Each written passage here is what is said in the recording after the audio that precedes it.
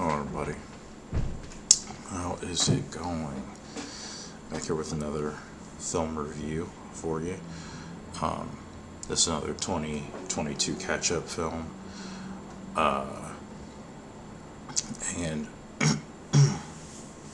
it's pretty interesting one too. If you would, for me, just comment, like, subscribe.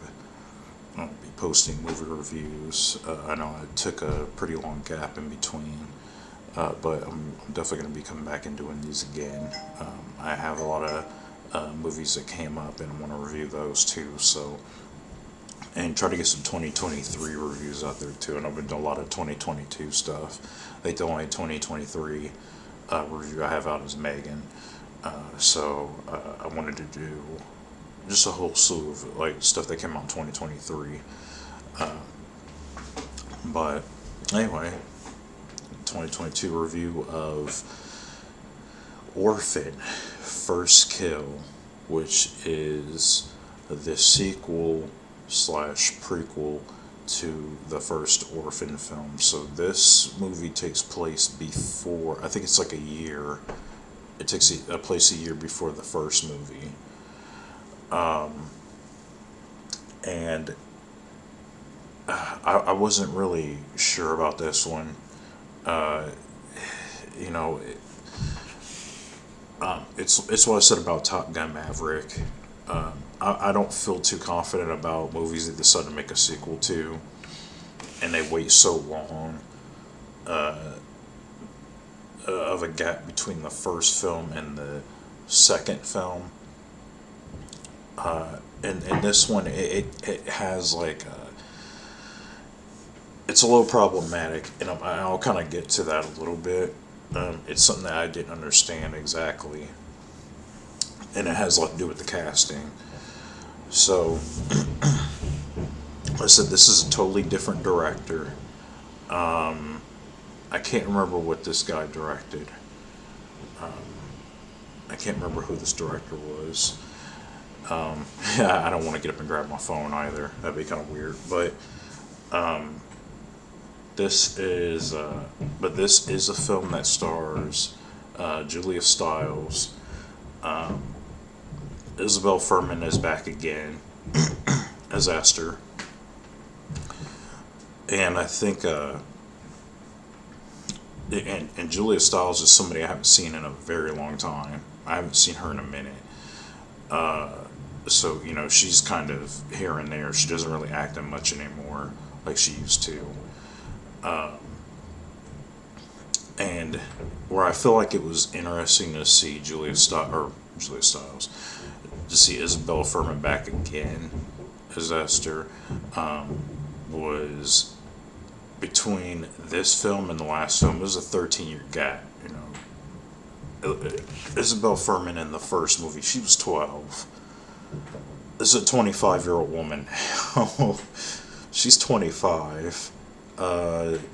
And they want me to somehow buy that. She's a couple years younger in this film than she was in the first film. But she looks way older in this film than she did in the first movie. Because the first movie, she was actually a little girl. Ugh, mind-boggling.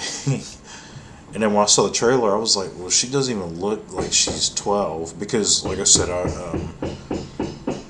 it just was mind-boggling. I didn't understand it. I was like, whatever. I'll buy it, I guess. So, if you have not seen the first film, to Orphan, I won't ruin it too much. But I will say, because if you ever ask me, if the question is, do I have to see the first Orphan film to understand what's going on in the second film? Yes.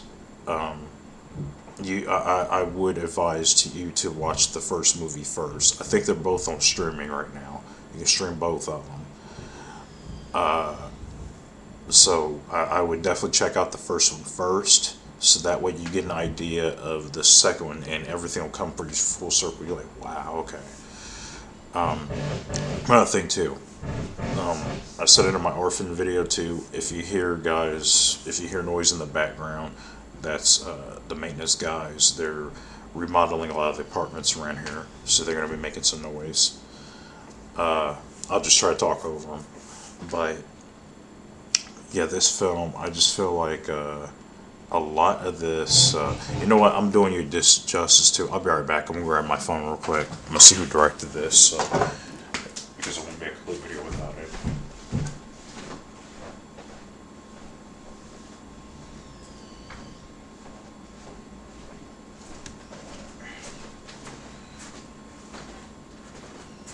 I do apologize for that. No, I'm doing you a disservice by not giving you the actual director. So, director is William Brent Bell. This guy also directed films I was not the biggest fan of. He directed both of the Boy films. He directed The Boy, and he directed Brahms, The Boy too. Two movies I didn't care for. But I think with this movie, I don't know if he had a foundation built or something like that. I really enjoyed this film. Much so that I think I like this a lot better than the first film. I know it's weird. I know it's weird me saying that, so I will explain myself. So, here you have a prequel, and I don't know if this is getting a lot of coverage, but I will say those people who are writing sequels as prequels, or prequels as sequels, however you want to put it, this is how it should be done. Like, I feel like a lot of filmmakers, a lot of people who write stories and stuff like that, and they want to make the prequel to the original film the sequel. This is how you do it. I was impressed with this movie. There was just so much to it to where I was like, if you can get past the part that Elizabeth Furman, or I did it in the first review, if you can get past the part that Isabel Furman if you could, she's 25 now. Yeah, Isabel Furman is 25. So if you could somehow buy that she's a 10-year-old girl, do that. So, because this movie, I was pleasantly shocked how well written it was at times. How strangely, with that big of a gap, how smoothly it ties into the first film. Like, this ties very smoothly into the first film. I was shocked, to say the least. And man, I will say one thing, because now this movie, I didn't know what the twist was to this movie at all. And unlike the first movie, the twist comes in the middle of the film. And you think, man, why would a twist come in the middle of a film? Why would it do that? And then, once you see the twist, you're like, oh, whoa. And then suddenly, that twist makes the second half of this movie a million times better. Like, the twist to this film, I guarantee you can, and I know people are going to try to guess it or try to say what it is if you haven't seen the film, but I guarantee you're not going to see the twist coming in this movie. That twist made this movie that much better.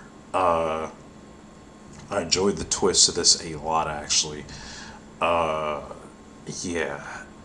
There was even a strange part where at some points I felt really sorry for Esther. I'm not gonna lie, I felt really sorry for Esther in this film. Yeah, this movie is really good. I was pleasantly surprised at how good this was. I was surprised at.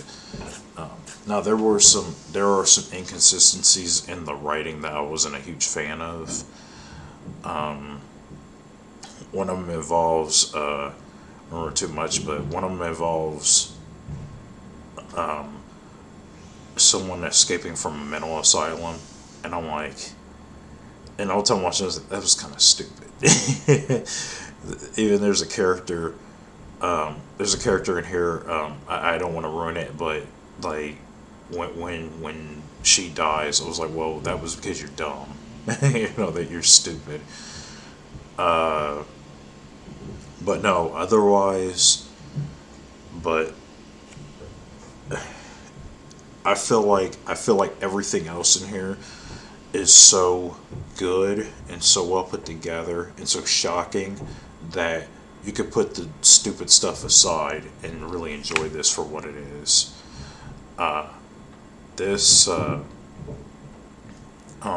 this is definitely um, this is definitely, I don't think it's a high recommendation for me, but maybe I should say high recommendation just because of, maybe this is a highly recommended film just because of the the the twist of this film and how the movie just escalates from there. Like, and like I said, the twist comes in halfway through the film, and I guarantee you, you can think all you want to. You can try to find the twist in this movie. You're not going to see the twist coming at all. You're not going to see it coming.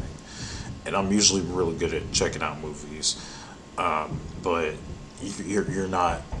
If it was like a shock for you in the first movie where you didn't see that twist coming, you're not going to see this one coming either. I think that's what Orphan seems to be really good at. I don't know if it's just that property, you could do so much with it or something like that, but it seems like every time somebody gets the Orphan property, they one up the twist. They one up the suspense every time. So, like I said, maybe the writing is sort of dumb at times,